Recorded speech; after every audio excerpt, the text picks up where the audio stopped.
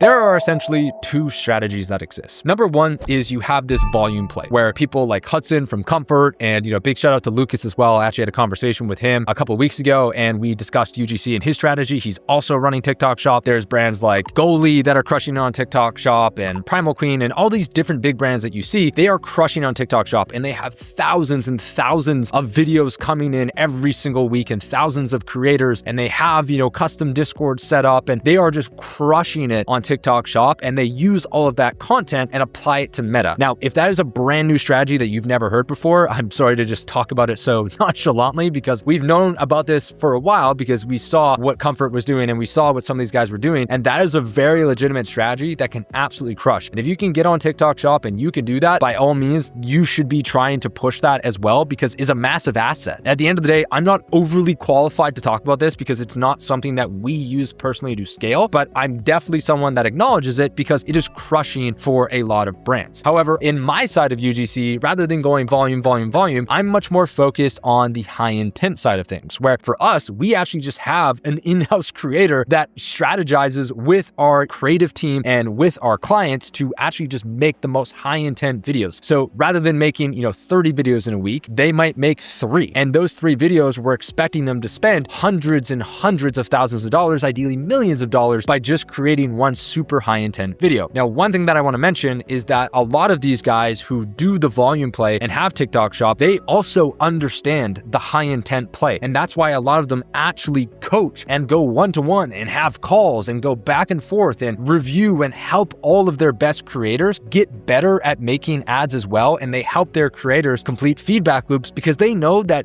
usually if you have a really good creator, if you just give that creator more attention and you help them get better, they're only going to continue to crush more and more. And so I know I'm going a little bit all over the place with AI UGC and TikTok Shop and high intent. The thing that you need to take away from this is that UGC and using real creators is still a real thing. However, right now, everybody is still kind of relatively spamming a lot of UGC and just hoping creators will make winning videos for them. And then a lot of people on the other side, with the AI side of things, are just spamming a bunch of AI UGC and hoping something hits. And don't get me wrong, you can spam and do a bunch of volume and see what happens. But for us personally, and especially when we take a look at that account that was spending over $68,000 a day on just UGC alone, we are going pretty high intent with our best creators. And almost all of that spend is spread between like 3 to 4 really strong creators, which is again why we're doubling down even more so on just having a few creators that we can go very high intent with, and we can go very deep to help give them ideas and help them write better scripts and help them edit things better and help them film better. Because you have to understand that as a creator, they're doing a lot of things. And so if you can improve your creative strategy skill set, or your team who's really good at creative strategy can collaborate with them, and you can bring your creators on calls and you can review their videos and do learnings and help them understand what kind of iterations they can make, that is how you're going to get the most out of your UGC.